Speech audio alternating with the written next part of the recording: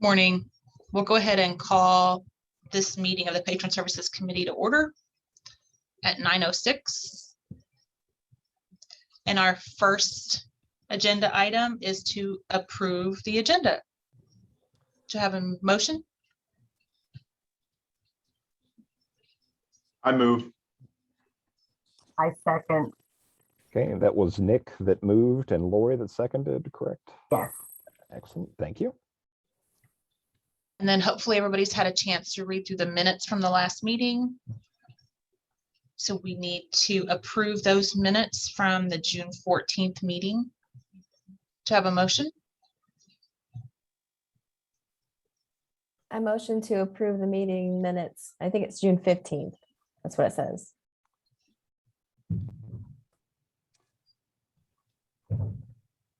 Yes, let me double check with the record here. My agenda has June 14th on it. I did not, Uh, but yes, the meeting minutes agenda have is 15th. yes, the meeting minutes should have been from June 15th. Yep. So I will correct this in the agenda here. Hooray.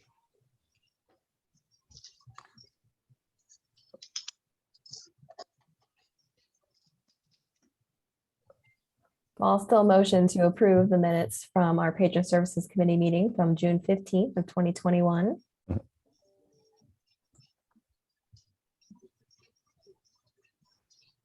To have a second? I'll second. Andrea Buzik. Thank you. Okay, and then our next agenda item is the Indiana State Library report. Okay, so Ruth is asking if we need to vote for the approval of the agenda and the approval of the minutes. I think We had have motions and seconds, but no votes. Yeah. Gotcha. Sorry, I apologize about that. So should we go back to the approval of the agenda?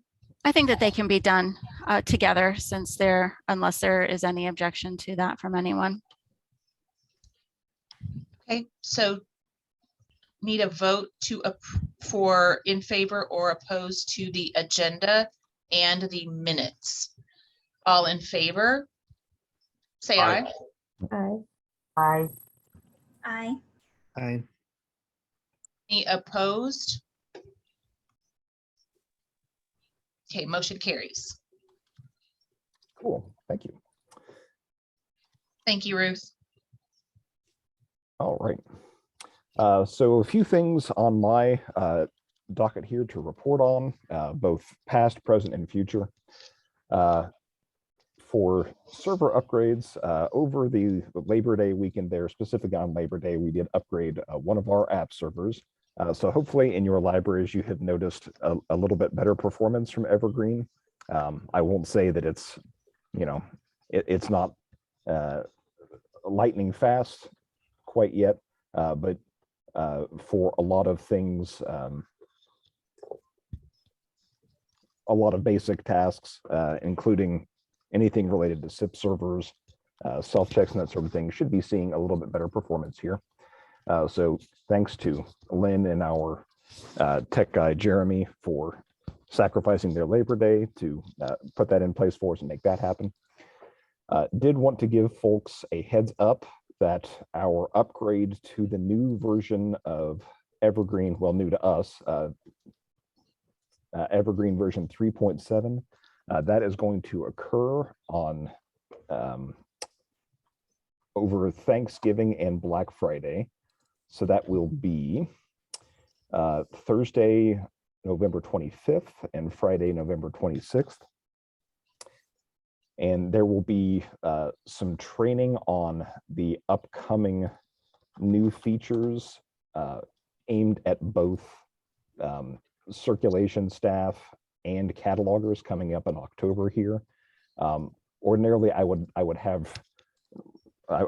be more than glad to let Ruth talk about that, but I know she's doing minutes here. Would you like me to mention the trainings, Ruth, or do you want to speak to those here?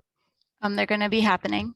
Yep, very good. And so they are on the Evergreen calendar on the Yes. website. There will be repeat sessions for both. One of the things that we're doing for new features this time, because there are so many new features, is we have separated out the cataloging new features, and we're going to offer that as the annual refresher for Cat 1 catalogers. It will be between an hour and a half to 2 hours of content. So for just the cataloging new features, and then we will have a separate general new features. They will kind of touch on those same ones that we go a little further in depth for catalogers, as well as things that are important for other staff, whether they be circulation or reference.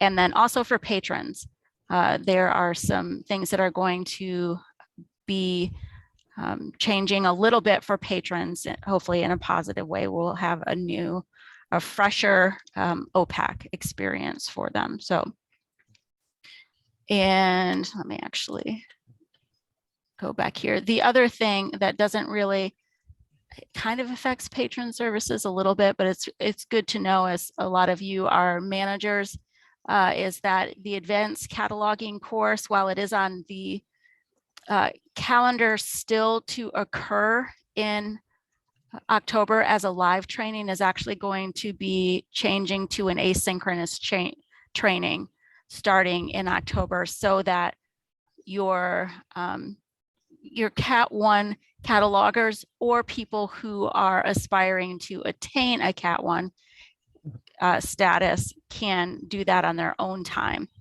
And that will hopefully go live by the end of September, but definitely will go live by the end of the second week of October. So now I'm gonna go and write about what I just said. Remember everything that you Yeah. just said. It's okay. We have a recording. We can go back through if needed. But yeah, the feature upgrade sessions are definitely something I would recommend for everybody. Anybody that can spare time. I know library staff are running a little lean all across the state right now. They'll be recorded. And they'll- I would honestly, for your staff, if you are a manager, I would make either the live trainings or the recordings mandatory, because they change some core functionality and certain interfaces that people use every day. So that would be my suggestion. Obviously, I can't tell you what to do, but We're not but just doing this to drive up the likes on our YouTube videos. I promise. I turn off the likes on the YouTube video. So they are not generating ad revenue for us. So does anybody have any questions about training? Ruth, Yeah. are you suggesting that all staff take these trainings, or are you specifically talking Yes. about catalogers? yes, both. If you have catalogers, I do recommend that they all take one of the other live trainings, and if they absolutely can't, that they are required to watch the videos. And again, this is the annual refresher, so there is a requirement for Cat 1s to get that annual continuing education anyway. But for the rest of the staff, circulation staff, reference staff, and even the people who kind of slip through the cracks sometimes, as far as Evergreen training goes, I would highly recommend that they all do the general new features as well, because there is a new staff catalog that they'll be using to place holds and things like that. And they'll definitely want to know the what the patron experience is with the new OPAC. So that is my recommendation. I know there are still going to be some people that don't, but as many people as we can get to see those new features, the better. I mean, we're moving from 3.4. There were a couple of features that we didn't actually roll out with 3.4, even though we could have things like carousels that we plan to with this upgrade. And so we're looking at 4 versions of new features that are going to be rolled into this upgrade. That said, I know that the last time that we did an upgrade, there was a little bit of trauma that went along with that. And that was a lot of not because of the software necessarily, but because of a lot of cleanup that needed to be done in operating systems and things like that on the servers. That's not going to have to happen this time. This is a straightforward upgrade of the Evergreen software. So it should go pretty smoothly. One of the other things just to keep in mind for this is that we are hoping to also include a branch that has just recently been developed, which is the cover art uploader. So for those of you whose libraries are very active in collecting and circulating library of things and things like that, it's going to fundamentally change the way that those things get into the catalog and then are viewed, so that you don't have to rely so much on saving a bunch of images and then shooting them over to Bob and having him update the database. Catalogers will be able to do that themselves. So anyway, that's just kind of one of the things that will be in there. I just, can I just ask a question? I just want to clarify. So for circulation staff, I mean, I love the idea of making it mandatory so everybody knows what's happening, but I'm looking at the October calendar.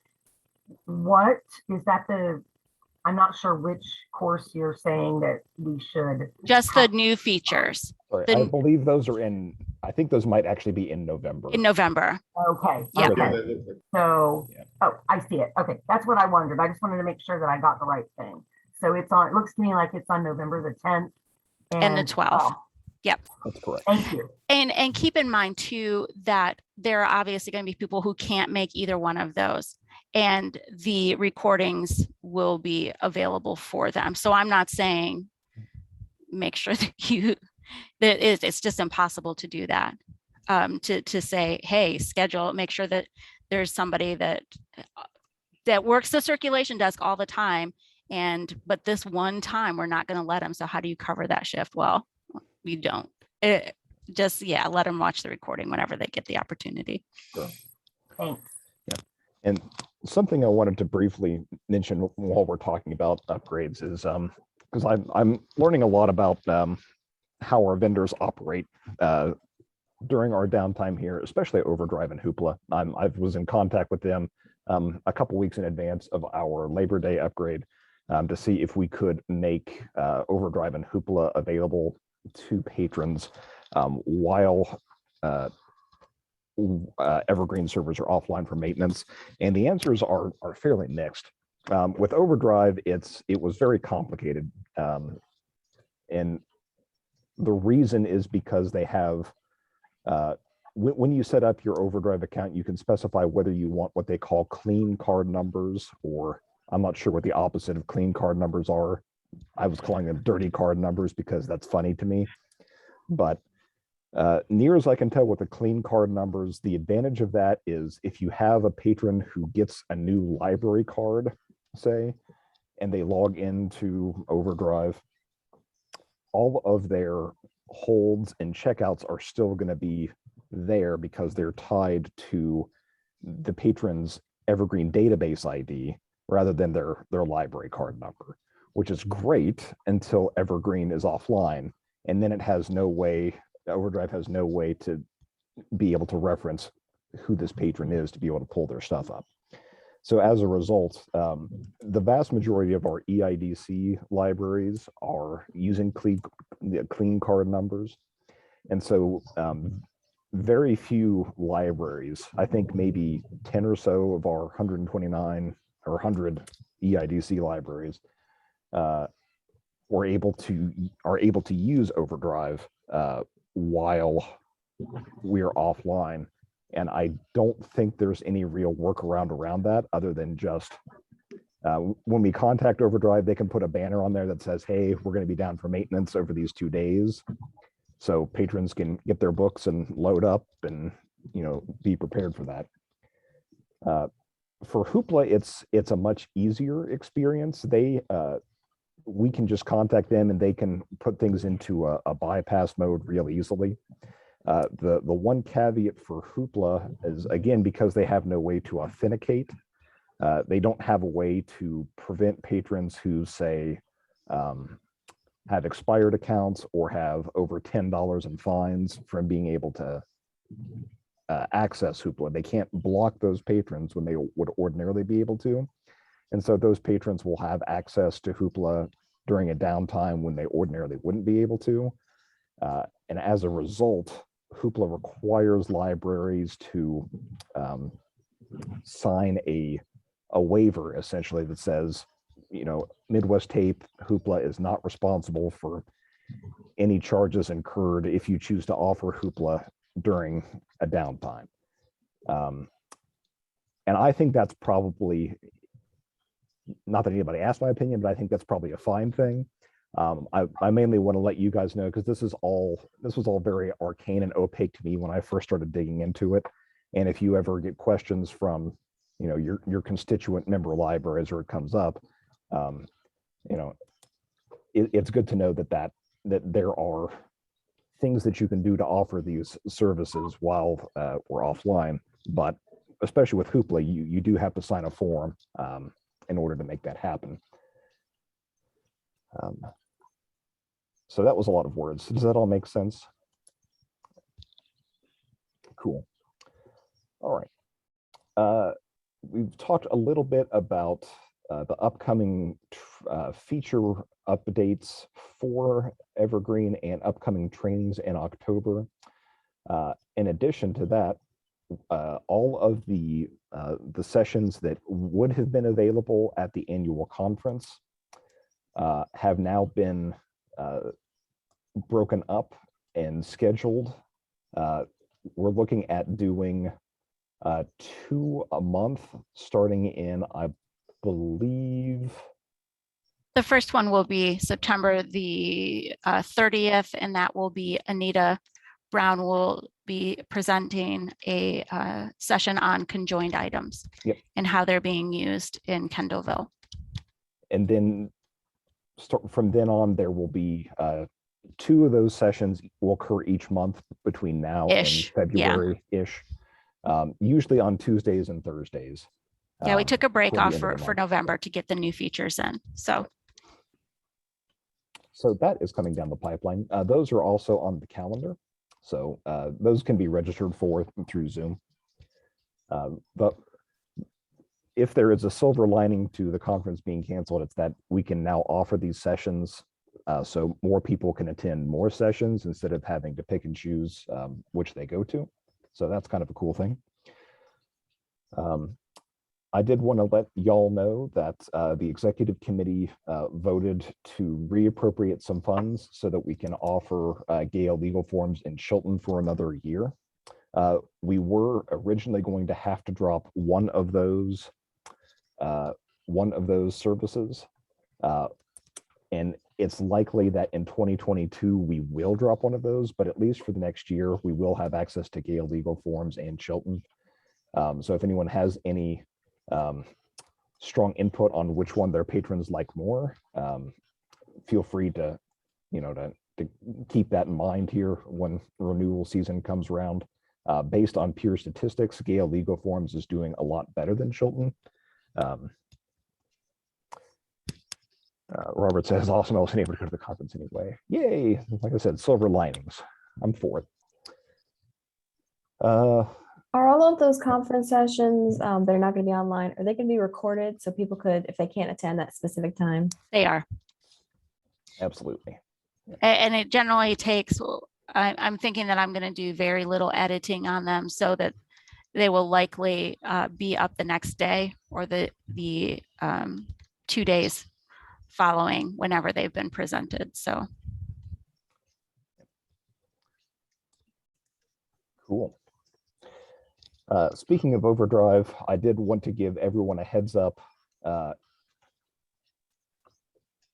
that in case word has not traveled around your circles here, The state and in an effort that's kind of spearheaded by Jesse Butts at Porter County Public Library and I want to say Stephanie Carlisle, but that's not her name. Stephanie at Carlisle Public Library. Stephanie Murphy. Stephanie Murphy, thank you, at Carlisle Public Library. They are have kind of been working overdrive over in order to be able to offer a statewide overdrive consortium. So currently we're kind of fragmented among 4 or 5 different consortiums in Indiana, and Overdrive likes that because they get more money. But the goal is that starting around the first of the year, libraries will have the opportunity to opt into joining this new consortium. There will be more details coming in the near future about what that looks like. Overall, it is just a better deal all around for everybody, because essentially more money is going to be able to go directly from your library to purchasing content credit instead of the platform fees. The big advantage would be that the state library can cut a check to cover the platform fees for those. And has already committed to doing that. This is led specifically while Jesse Butts and Stephanie Murphy have had a large part to play in being willing to do this. This is something that Jake Spears has been very driven to see happen. We, as Keith said, they're the fragmented consortium. And one of the things that came up in the pandemic is that the state library had some subgrant money available that really wanted to push that money toward digital download resources and really couldn't prioritize how to do that because of the fragmented consortiums. Can't really just give it to the EIDC and not give it to the IDDC or IDM or things like that. And so that the thing that came out of that in this kind of nebulous, but not particularly chaotic, even though it may look chaotic on the outside, conversation about everything that was happening was that we really need to look again at a statewide overdrive consortium. And some of you, I'm sure, remember when the EIDC was forming and that kind of nebulous policy environment that got some people up in arms, and Overdrive said this thing and that thing and it whatever. And a cool thing that has happened, depending on who you are, is that Hoopla is looking at a consortial model, and that has lit a fire under Overdrive because they will be direct competitors now. And so there has that has created some leverage for libraries looking to do a more integrative consortium than was done before. So I have a question about that. Do we know, once this takes place, will Evergreen Libraries, will we have to do something different? Will we have to make any choices, or will we automatically move into this statewide consortium? Or there will be choices that do need to be made. Yeah, it will be an opt-in. We are hoping that the incentives will be such that it would be silly not to opt in, and also that it will be as painless as a transition, that all content that you've purchased and things like that would move as part of that, so that there wouldn't be things lost. The big thing I think that's probably different for both IDDC and EIDC is that there will be the establishment of a collection development mechanism, which has been one of the things that both consortiums have kind of struggled with, and it was the reason that the EIDC needed to spend a lot of time and fervor on the Advantage accounts as well, was because there wasn't some collection development policy and procedure for the consortium. And so holds weren't being filled in the way that they should have been filled by people purchasing high hold items and things like that. And that is one of the things that will be put in place from the outset and will be established by representatives from both of those consortiums, so that there is representation from, on behalf of all of you and all of them, so that it makes sense and is not onerous. It will also take up some of the work for those smaller libraries that really can't spend the time on another collection development mechanism, as opposed, in addition to their traditional buying of physical stuff. But would give them access to their patrons. So this is the grand hope. And the kind of nice thing about the grand hope is that it's not undoable. It's not some fantastical thing. The things are in motion and in place to actually realize that grand hope finally, 10 years later. So.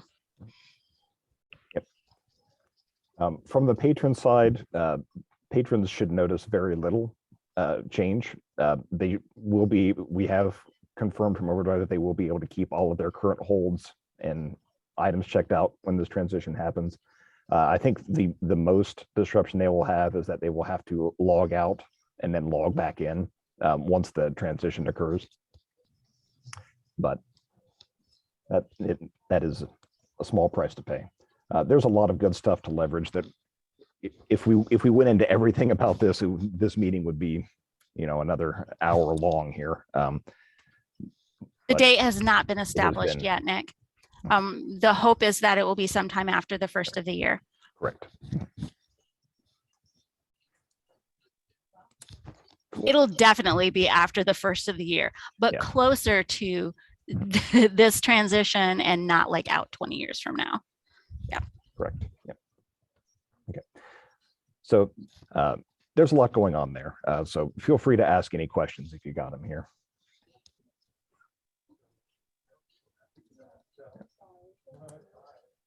Do we have anything else on training? There will be a full round of Evergreen fundamental skills with the exception of the advanced cataloging in October. So we'll have circulation and holds and transits.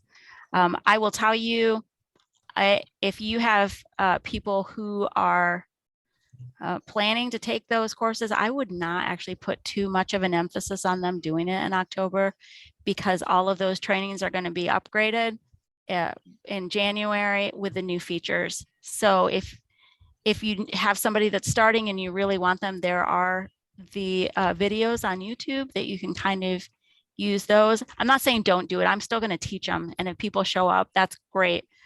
But I kind of feel like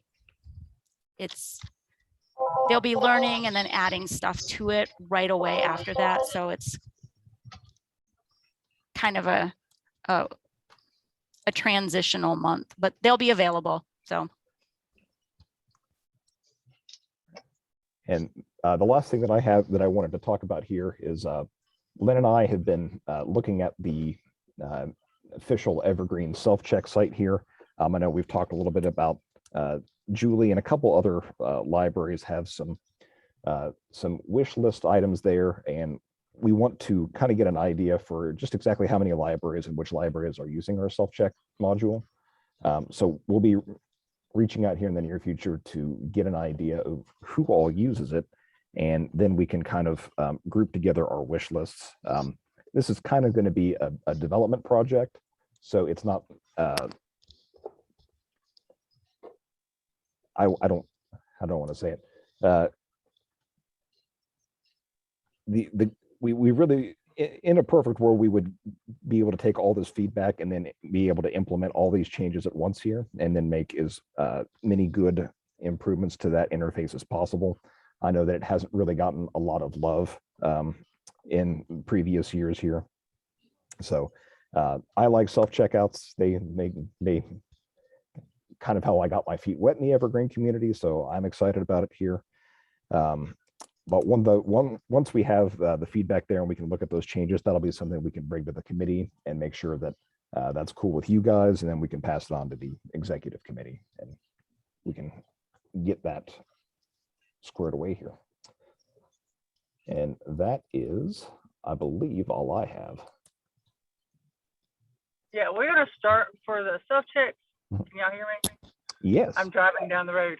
For the self-checks, we are gonna start with a focus group of all the libraries that are currently using it to find out what their issues and things are with it before we actually go in and try to correct anything.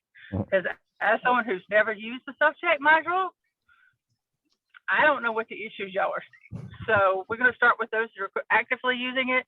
And then anything that we develop in-house may actually be able to further develop for the actual whole of Evergreen community as a whole. I'm hoping that's will be part of what this project ends up being, is a way to help develop the self-check for the whole Evergreen project as a whole. Yeah, I'm pretty excited about it. Yeah, Cool. At least it's a part of, it's my whole thing is, hey, I can actually program this. I don't have to learn Angular for it right now. Ray CSS. Yeah. All right, I'm gonna mute y'all. Mute me again so I can drive. All right. Drive safely. I'm just about now. All right. Okay. Okay, should we move on? Yes. Okay, and I would appreciate, help guidance through this officer elections if you Perfect. have it. Yep. I have the bylaws pulled up here just so I don't make any missteps. The Patron Services Committee shall elect the following officers: chair, chair-elect, and secretary. Good news, we have Sherry, who's just risen to the mantle of chair. So we need a chair-elect and a secretary. Let's see. If anyone, I will go ahead and link the bylaws just in case anyone really needs some light reading material to keep them occupied here. The chair-elect essentially will become chair after 1 year. The chair-elect is essentially kind of the chair in training. So at this meeting in September of next year, the chair-elect will become the chair. In the absence of the chair-elect will run the meetings. And in the absence of the chair and the secretary, the chair-elect will appoint a secretary for that meeting. Meanwhile, the secretary is the most loved and desired person on the committee, loved by all, is much appreciated by me, and takes all the meetings and notes that we can enter into record where they stay essentially forever. So it's a great I way for also me to love the mark on history. secretary. Yeah.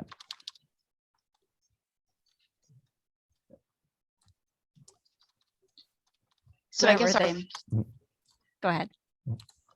I guess our first step then is to ask for nominations or volunteers for these positions.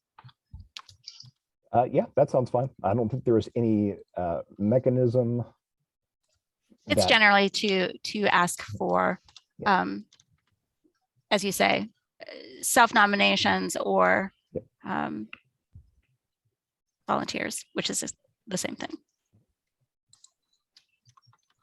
So I call for nominations for chair-elect first. Excellent. Anyone? The one thing to keep in mind for the chair-elect is that it is essentially a 2-year term. And so if you're going to be going off the committee next year, that's not going to work for you. But if this is your first year, this is a great learning opportunity if you have not done something before. And if it's your second year, well, this is your chance.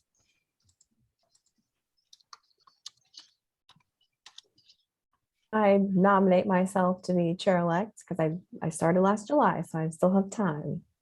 So Great, Julie. Anyone else before we close nominations?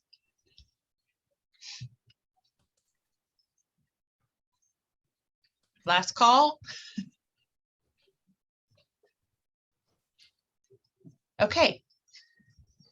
So Julie, since you nominated yourself, I assume you accept the nomination.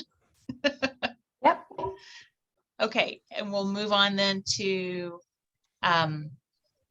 nominations for secretary.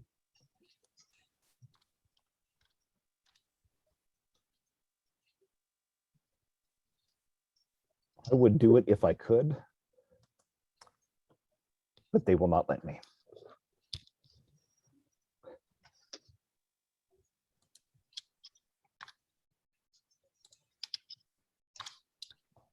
Okay, we have to have someone step up. So Have to have a- just to sweeten the pot a little bit, I will let you know that I will create a basically a fill in the blank form for you to use to take minutes. And so that basically all you have to do is listen better than me, because I'm actually behind in this, and write things down, but there'll be a form. Nick, I saw your hand up. I'll volunteer. Great. Bless. I was also going to sweeten the pot and say I will write exciting limericks for anybody who becomes secretary to celebrate fan of the joy and limericks. passion. Excellent. Okay, then we'll be. This is going to work well. Thank you, Nick. Okay, so officially we will ask for any other nominations.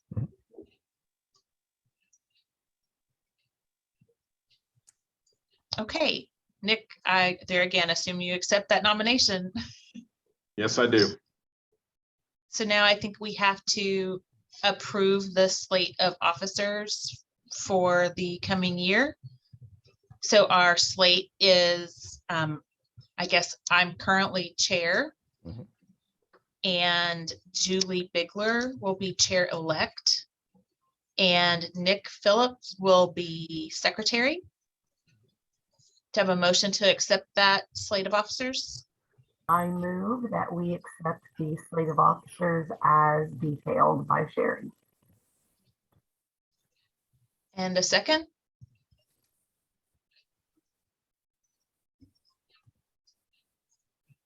I'll second Andrea Buzick.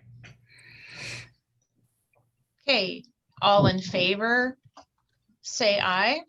I Aye. Aye. All right. Any opposed? Motion carries. Congratulations, everyone. And thank you. Okay, moving on to the procedures guide. Awesome. Cool. For those of you who know Britta Dorsey, she was on the Patron Services Committee and just recently rotated off. Before, I want to say before she left us, because it makes it sound like she's gone to the great beyond. She provided a blurb for the item reclamation mechanism in Evergreen. I've got that pulled up here. Can everybody see that okay? Maybe even read it. The short elevator pitch is that if an item is been renewed into the negatives too many times, we have a process that will automatically capture that item for a hold, so that the next time that it attempts to be renewed, it'll pop up a warning and say, hey, you can't renew this, it's on hold for somebody. And then that item will be shipped back to its home library. But once it arrives there, what we see is that it gets checked in, it prints off a slip for someone named EI item reclaimer, and then a lot of times it just kind of sits on the hold shelf and doesn't really go back into circulation, which is not really what we want to happen. So we want to update our procedures guide to talk a little bit more about the item reclamation feature, how it works and how libraries can use it. So this is what Britta has given us in terms of what to put in the manual to explain what the item reclamation process looks like. I don't believe this has been added into the manual yet, and I'm not certain I think because it's an upgrading a procedures guide, this is just a patron services committee vote to approve this and put it into the manual. I don't think it needs to be confirmed by the executive committee because it's not policy. But this details, basically it's everything that I just said. So I think that we need to clarify, there are two different documents. There's the circulation manual and there is the policy and procedures guide. So where is this going? Because there is a reference in this to the circulation manual. The procedures guide, I think. Okay, That is linked in the agenda here, but I will pull up the circulation procedures guide. and I guess my question is, does there also need to be something added into the manual itself that explains how to actually deal with that? Because that blurb that is included there doesn't actually say that. So we need to double check in the holds chapter that it does say that. What an attractive question, Ruth. That is something that we'll probably need someone to write up a bit for. I do not think it currently exists in there. Okay. And then my other suggestion is that for that blurb, that where it says the see the holds chapter, that is directly linked into wherever that is, so that people don't have to go and search for it, since we have the power of the internet and Google, that we can have this direct linked, since it's not just a print publication. So may I suggest that since we don't have the actual procedure for that would show up in that holds chapter, since we don't have that yet, that we table this until that's written? I think that's more than fair. Yeah. With the caveat that we should probably have somebody slated to write said bit on the holds chapter there. Has anyone actually gotten into the nitty gritty of using the EI item reclaimer, pulling up that account and canceling holds here out of curiosity?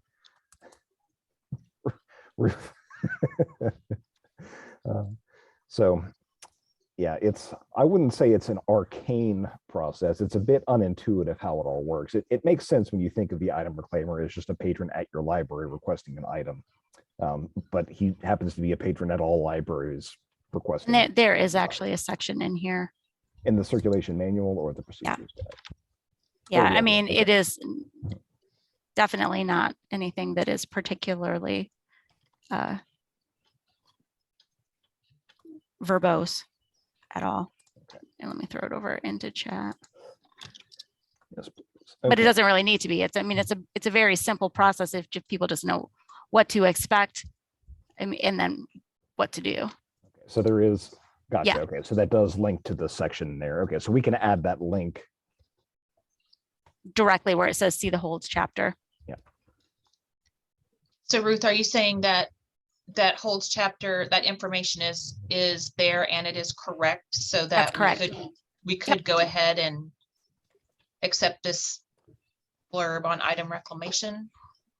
I'm actually yes. going to, with the caveat that I'm actually going to add that link in live.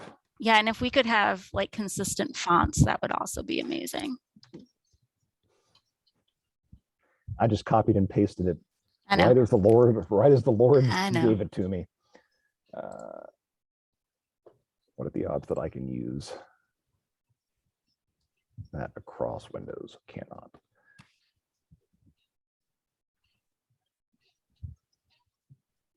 Cool. There.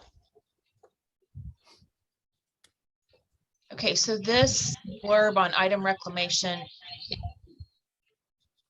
is appearing where? So I think that is something that needs to be established. Let's Yeah. take a look real quick. I'm not going to lie, I forgot about the circulation manual because Because our website is not very well. I'm listening to myself talk on Lynn's phone. Yep.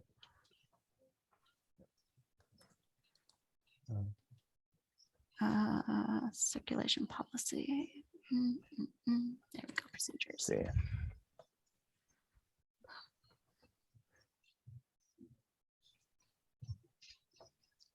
I think if anyone's asking my opinion, and I'm not saying it is, I think it should. I don't see any reason why it couldn't be linked in both places. But if it has to be in only one, definitely the circulation manual, since that's what a lot of staff are going to be referencing. Well, it does need to be in the procedures guide, and there is a section for holds there. Correct. And that's what this was actually I written think this was for. written for. Yes, that's correct. Yep. And so probably just below the holds and intra-evergreen lending and before patron authorization of a designee to pick up holds is where I would put that for item reclamation. So below with targeting in that section. So it would be Yep. right here. Yep. Cool.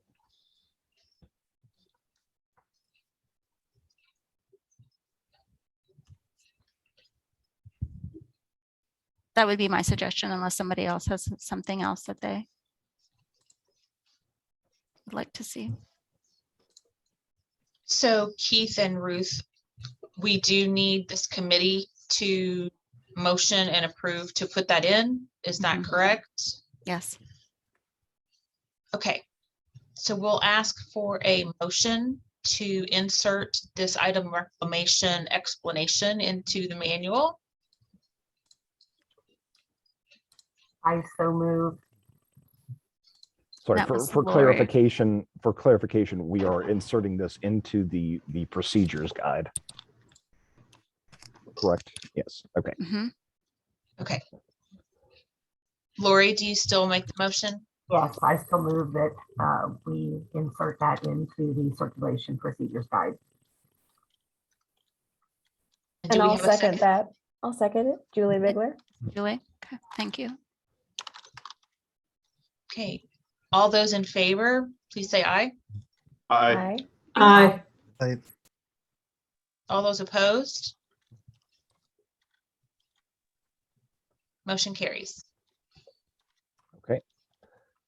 So I can just do that. I can just do that live, right? Yeah. Oh yeah. You wanna? Oh, I do wanna. Okay, well then you should. It's done. Nice. It's so rewarding to see it happening in real time. We make a difference. The wheels of bureaucracy turn slowly, but they turn. All right. So that is the item reclaimer. There was something else in that same vein for the procedures guide as well. Going fine free. Yeah, going fine free. I don't think any of our stuff talks about the process for going fine free. And so it probably should. But for this, I do not have a blurb written up, although I would be happy to write one. I think that does need to be something that you write, Keith, since Yep. you know more about the administrative process. Mhm. And then present that to the Patron Services Committee at the next. In the meeting. procedures guide, there is a little blurb about fine free under the fines and fees section. Mhm. It says libraries may opt to be fine free or juvenile fine free for all local circulation fines. It talks, and then it relates to the Right. policy. And then it does say, just to send a help desk ticket, but if that can be a little more expansive, that would be good. Yeah, Mhm. and that's exactly what we're going for, is that we get a lot of libraries that say, hey, I looked over the manual and couldn't find anything about what the mechanism for this looks like. There's no mention of the, when you go fines free, you have the option to just turn off fines or forgive outstanding fines as well. There's not a whole lot to it, but that's something that can be my action item for the day here, aside from writing a limerick for Nick. I think there also needs to be probably stronger wordage that says that if you go fine free, your whole library is fine free. That you don't get to pick shelving locations or item types that are not. And that is now that said, you can locally decide that, but it's not going to be an automatic process to assess those fines. It's going to be a manual process. And this is specifically come up with as it relates to hotspots. Yep. And some other equipment type things. So Writing a note to myself here.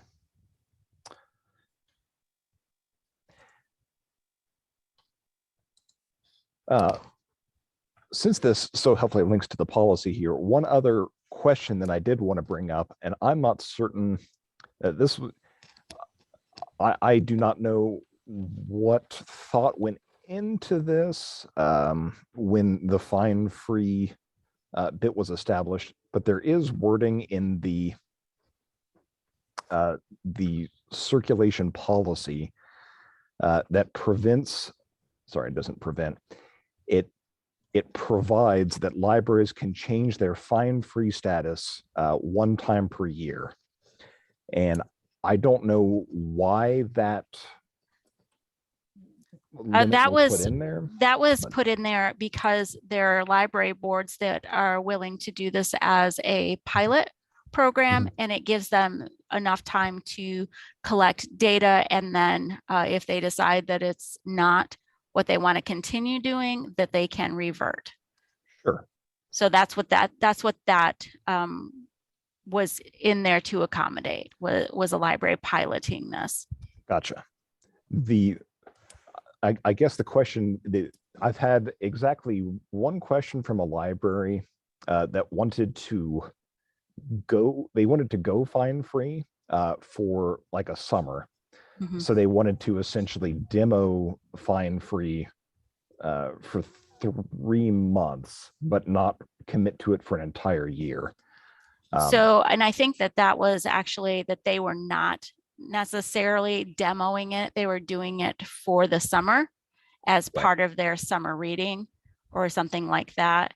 Mhm. And we don't Okay. provide for that because it is going fine free and then going back. It's not incidental work. Okay.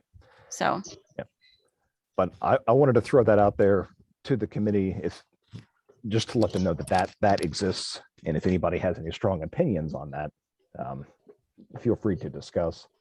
But I have no skin in this game here. Ruth, I did have a question.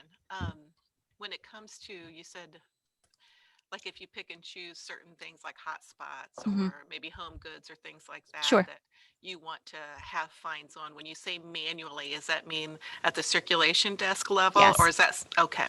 I Yep. didn't know if that was something that the cataloger could go in and actually manually do something in No. there, but that's just, There is room in there to add a deposit amount if you wanted to kind of front load that.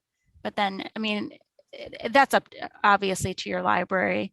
If you wanted to do that and has some accessibility concerns to it, but you could probably do some mental gymnastics to use okay, that if you wanted to. But yes, it's essentially adding a grocery bill. gotcha.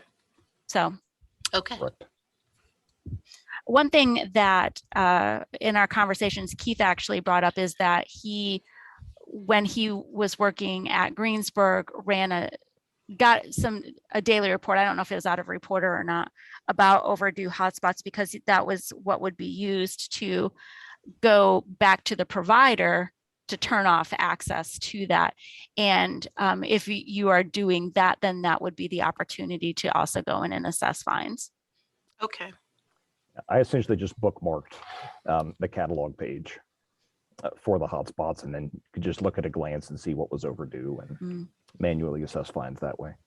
Running a report is one way to do it, but there's always the risk that in between the time that you run the report and you start to do the fines, that someone has returned a hotspot, and then. And we do have the overdue list actually as an interface in Evergreen, so Yeah, that you can access through the circulation menu. There's ways to skin. Yeah. I don't want to talk about skinning cats. I don't like that No, phrase. no. My cat is a good boy. He does not deserve this. Okay. Hey, are we finished with the going fine free? We're saying that Keith is going to write up an explanation or something to insert into the circ manual to be approved at the next meeting. Okay, That is my understanding. I agree. okay, great. Lovely. So we're moving on to new business. Regional support contacts. So one of the deals with the Patron Services Committee is you guys are recommending policy changes to the Executive Committee, but you are also in the event that there is a library that wants representation or has some cause that they need championed in committee, you all get to be those champions. Something that we haven't really pushed a whole lot of, and I want to push this out there to our libraries more aggressively, is that we do have a map of the 9 Evergreen, Indiana regions broken down by geographic area, and each region has a executive committee member, a cataloging committee member, and a patron services committee member assigned to it. So when our patron services committee rotated recently, we were left with, I believe, 4 committee member point people vacancies. And so I would love to be able to put those, fill those vacancies here with folks who can kind of be the local contacts for a particular region. One thing I will also say too is Courtney is on maternity leave through the first of the year, so 5 spots. Yeah, we can definitely have a backup there for her. That would be keen. And Keith, I think I took the Northwest area because there just simply wasn't anyone. Right. But it probably makes more sense for me to be in, I think it's region 8. Is that the pink region? That One of the things that, and I, again, this is just to provide some context. One of the things for the executive committee that has been done is that the representative is not actually from the region. They're generally from an adjacent region or someplace kind of close, but it tends to lower some of the tension that can build, as well as the siloing that can happen when you're only dealing, it allows people to kind of talk outside of their normal people, especially if they're going to meetings with the same people all the time, or so that is not necessarily what has to happen, but just to provide context. That's what happens with the executive committee. And may I ask how many, I should know this, but how many members do we have on the Patron Services Committee total? I believe it's 13 currently. Okay, so we have plenty of members to cover the 9 areas. So nobody has to double up. That should be the case, correct? Okay. Let me verify that here. I counted earlier, but I work in a library, man. Numbers are hard.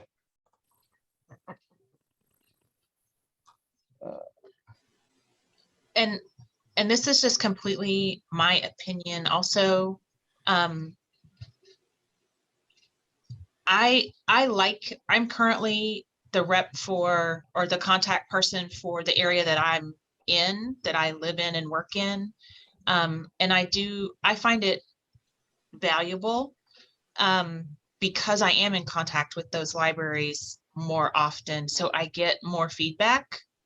So I completely understand why the executive committee wouldn't want that, since they're making those overall policies that affect everybody.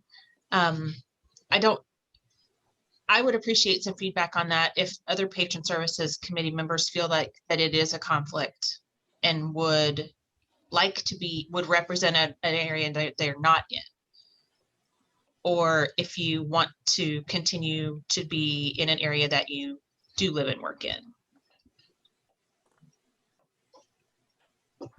I don't think it would matter to me, and I would be happy to fill one of those spots. I will be honest, I've not had anyone reach out to me in the entire time I've been on the committee. So I don't know how often this really happens. But I mean, I see what you're saying, Sherry, that, you know, that people that you're comfortable with sometimes is better.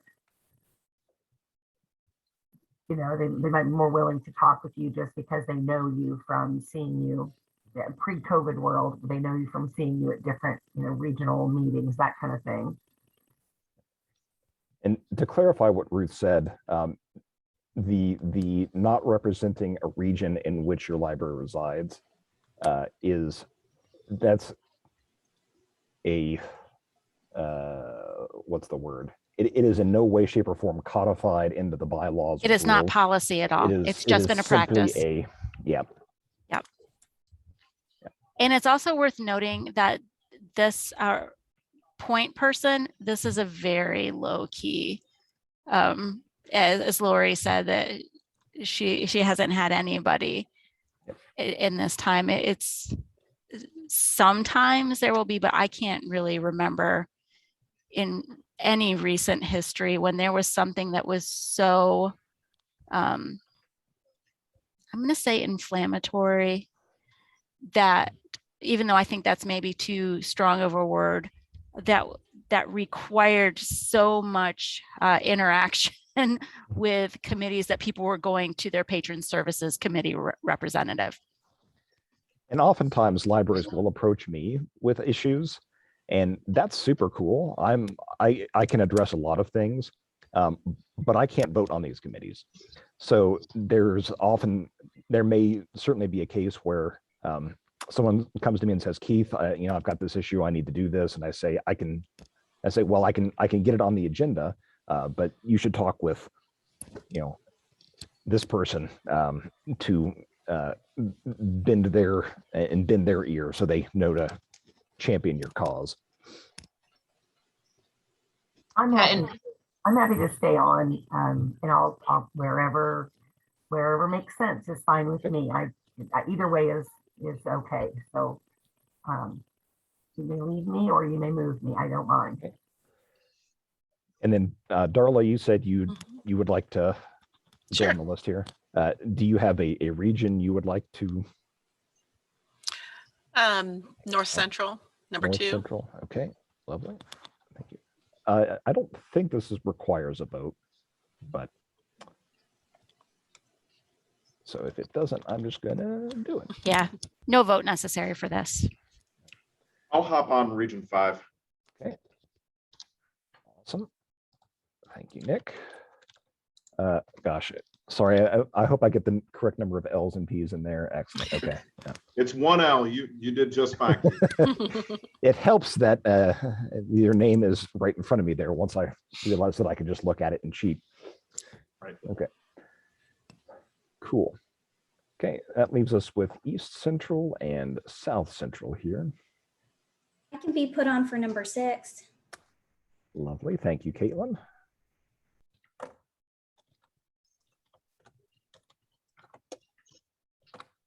Okay. Lori, would you prefer to move to pink or do you want to stay where you are? Is there someone who wants to take Region 1? I mean, is there somebody who's closer to that area that wants to do that? I'm really open to either one, Sherry.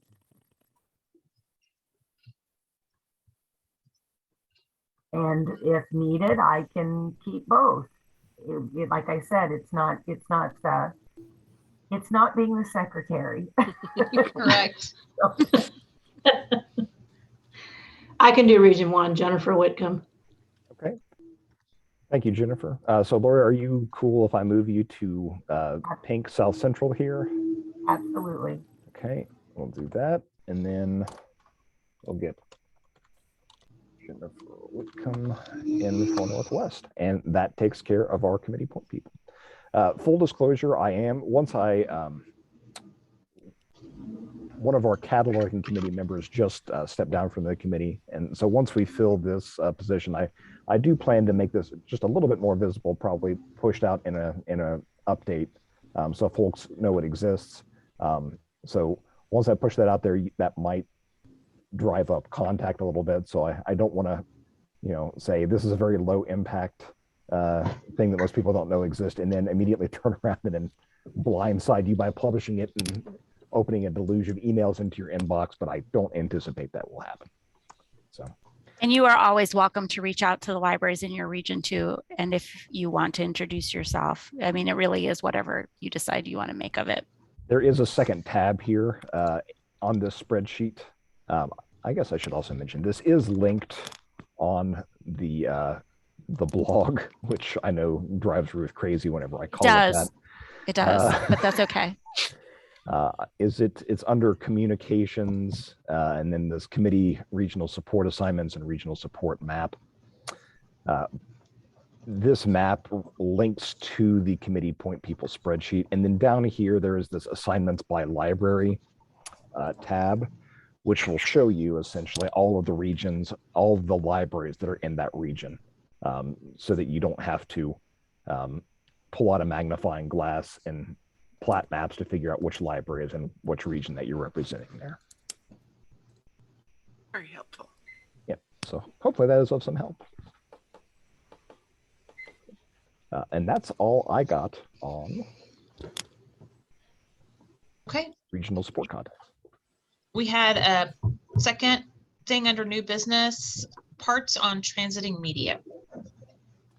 Yeah, so I just wanted to let you know, this is something we talk about in cataloging a lot, but it really does affect circulation and reference as well. I have been,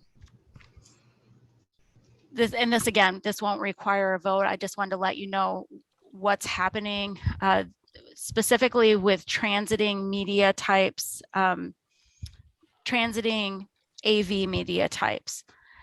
That there were about 150,000 records, item records that where libraries have holdings on records that have parts established, but 150,000 of those did not have parts assigned. And so that when holds are being placed on those, there are going to be the parts that people can select. And then there's going to be the thing that says any unassigned parts. So I receive a regular report that shows how many of those are still like that. And I have been divvying that up into buckets for libraries, and we'll finish that initial divvying up today, and we'll be then doing a little bit more documentation and then pushing that out to libraries so that they have as many of those things kind of wrangled in a bucket to start adding parts to that. I'm going to also, there are some things with those that are very easy, like there's only one part that has been established if it's on a DVD and the only part is DVD, which is one of the things that was decided by the cataloging committee, or a Blu-ray and the only part is Blu-ray. As I have time, I will be going in and assisting libraries in just assigning those parts. But if it's something that I need to have in hand, obviously I don't have it in hand. So there's no way that I can make that determination. So I have a spreadsheet that has buckets listed for every library. Not every library, first of all, has transiting AV materials. So there are some buckets with nothing in them. And then there are a few libraries that have been super diligent with this and going back into their back catalog and doing it. But the majority of libraries definitely who have transiting media still have items out there. So if you feel like this is like a black mark or anything like that, saying, oh my gosh, she noticed that I didn't have parts assigned to this. For anybody that is transiting media, in most cases, there is a significant number of records that should have parts assigned, but don't. And so when you are contacted, don't feel like this is in any way a slap on the wrist or anything. I just put this out here so that these first few steps could be done for libraries, and they could make it a little bit of a priority. I know it's still not going to be a huge priority for everybody. The other part of that is that this data that's in here is old. It takes a long time to separate this stuff out. So I have been working on this specifically for about 2 weeks. So the data is already 2 weeks old. So there are things in some of these buckets that may have been removed from collections, and there are some flags in buckets that let you see that. So you can just ignore them and you can sort through and whatever. One of the things that does not exist in item buckets right now is a column for parts. It is a development request to have that. I'm not sure. I'm going to actually do some research myself on how easy or difficult it would be to add that at least to Evergreen, Indiana, so that we can not have to go out to the holdings view to see if parts have been established to that or for that specific item. But it will be like anything else with buckets that maintenance is required to kind of keep on track of that. So all that to say, this is an ongoing thing. It has been an ongoing thing, and I've tried to restart what Anna started previously. It's not exactly the same because I really honestly have no clue what she was doing. And so I kind of had to reinvent it with the similar philosophy that it needed to be done.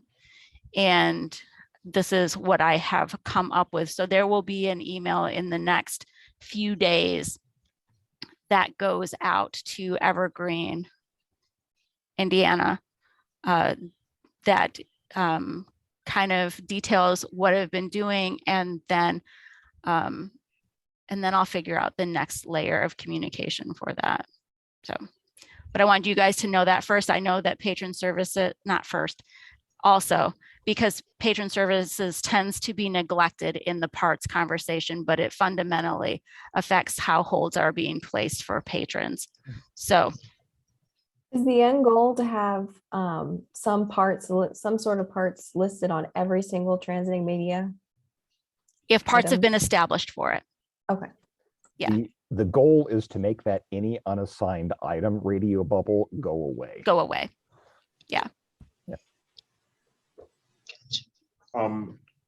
And just checking in from the patron services side, and this is looking forward to the update that's coming. Will the issue with placing holds on multiple transiting AV using baskets be fixed? I don't know that offhand. I'll have to go back in and check that. I think so, but I'm not 100% sure. Yeah, I'm gonna definitely have to do more research. Thank you for reminding me of that one. Thank you, Ruth. Okay. We're on to our last agenda item. Any announcements other than the next meeting? I have no announcements. I think I've covered pretty much everything in our report here. Looking forward to the 3.7 upgrade here. Looking forward to seeing some of you guys in the upcoming conference sessions and trainings. Did have a question, but I don't know, me being new to this committee, and I don't know how you bring forward things. So Go for it. I did have an issue, and Ruth, I actually contacted you about a student, or not a student, a minor, having two different cards and two different, do you remember that? Mhm. Yeah, I don't remember all the details of it, but I do Sure. remember. Yeah. Well, I had several other people, I guess, from other libraries. Oh, I had 3 other Mhm. libraries that contacted me and answered that question also. Mhm. And all of them were saying no. Mhm. So there's a little bit of confusion, I think, on that situation that I don't know how we need to move forward and have clarification on that issue. Yeah, I'll have to revisit it.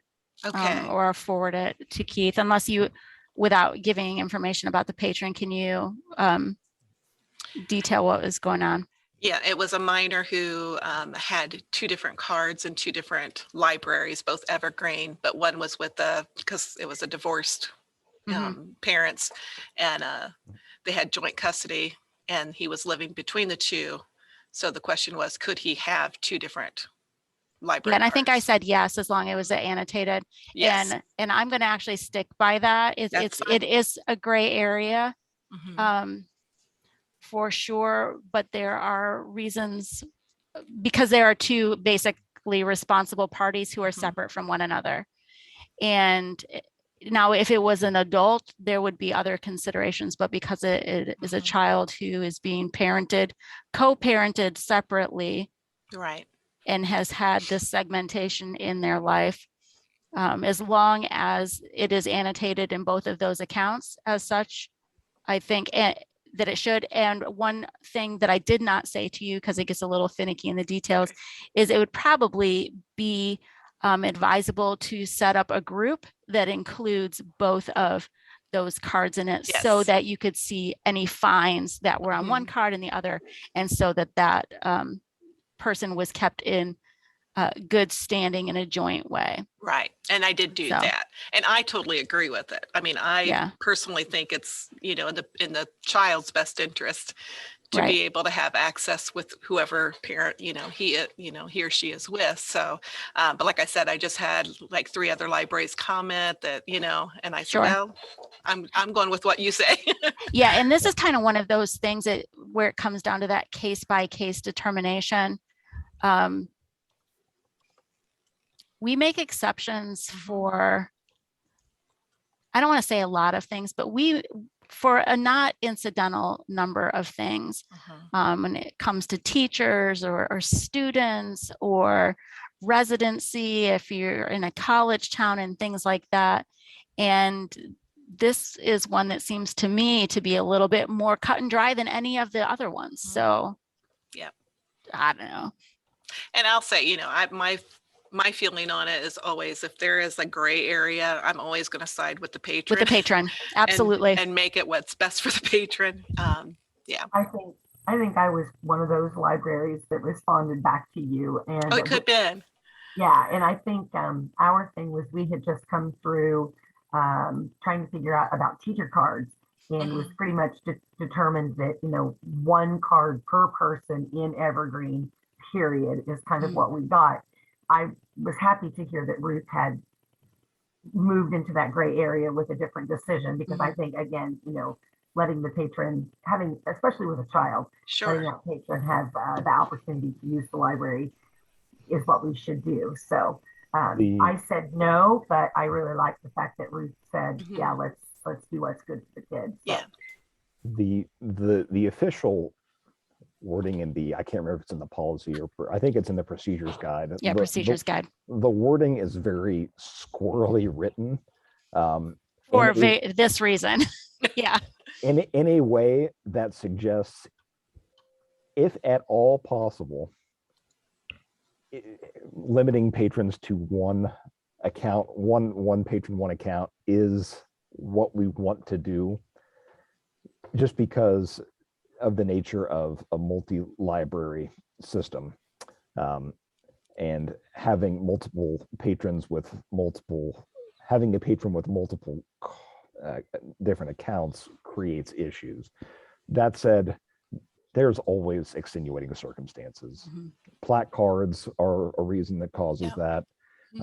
It's especially what we've noticed, especially lately with libraries that have reciprocal borrower agreements with other libraries in their county. But all those libraries are Evergreen libraries. It can, or most of those libraries are Evergreen libraries, it can get really convoluted. The real take-home message here is document. Put notes on both accounts so that if a library, if a patron takes that card to another library and they get looked up, there's not confusion about what's going on here. Grouping those accounts together does help immensely, so that you can, if a patron's accumulated $5 in fines at one library and 10 in another library, it kind of throws up a red flag that something's going on here. Not that that's a primary concern at all, but Yeah, we understand that there are a lot of gray areas there. Okay, And we're not, yeah. I don't think there's any punitive wording in there for what happens for libraries that do this. We just don't want to encourage this to right. be It's the not something first you would recourse. advertise. It's not the first choice that we would choose, Right. but it is a last resort. And I think we all want to put making sure the patrons can use the library is kind of our Yes. top priority. So, And cool that both of his parents or both of their parents, I don't know if it's a he or Yeah. not, are willing to actually take this kid to the library. Right. That's a part. I mean, that's cool. Yeah. Yeah. Why would we ever want to break that down? Sure. So anyway, Okay. but thanks for reaching out and for reaching Yeah. out to people around you as well and getting more Yep. feedback. So serves plus.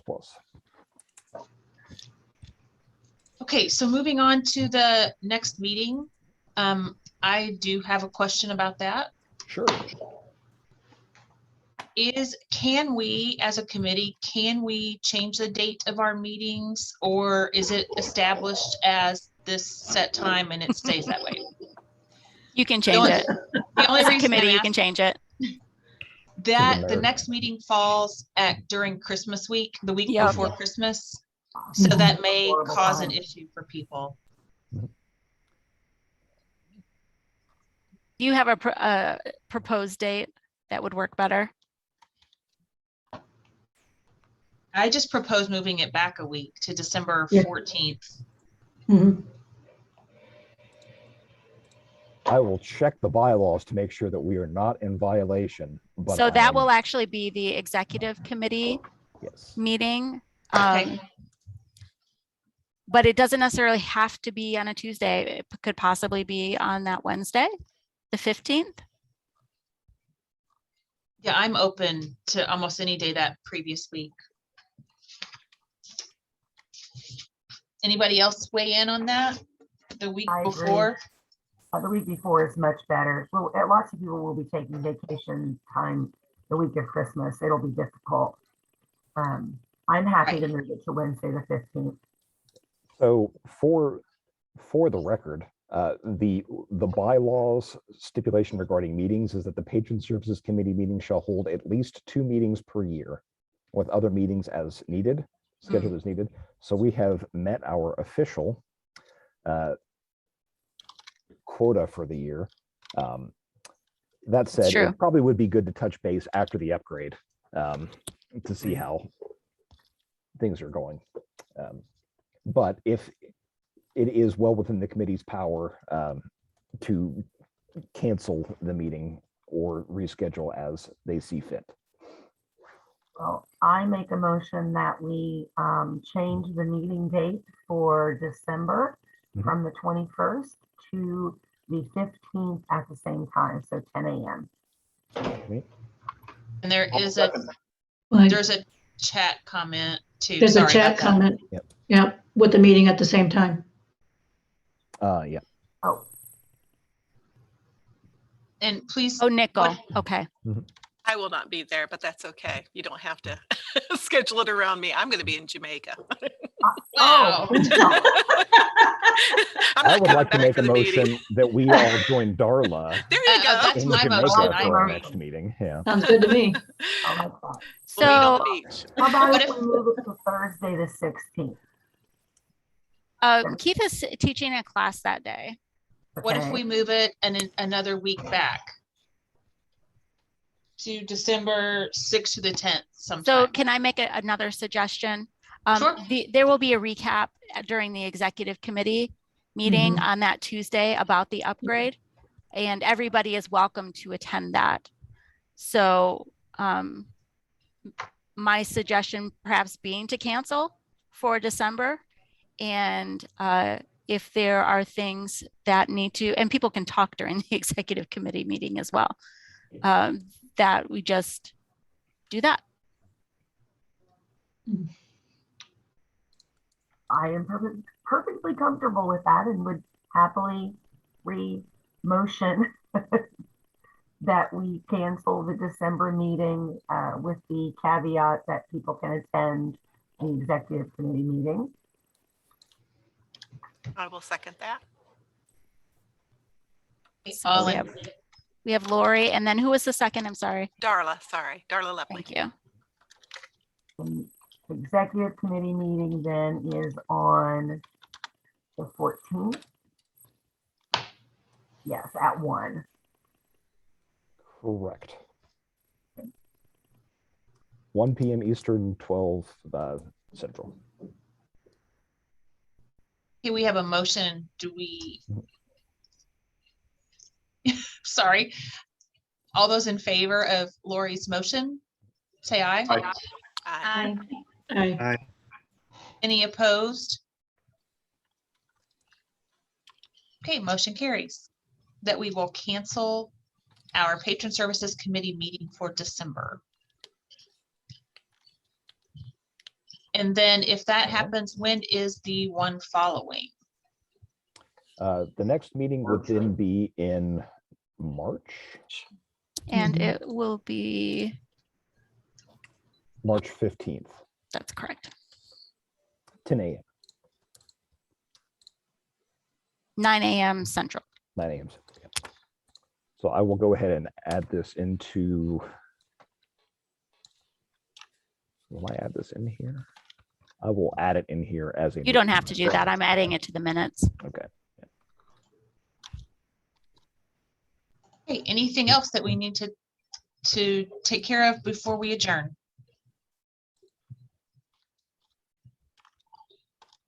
Okay. Thank you, everybody, and welcome to all the new committee members.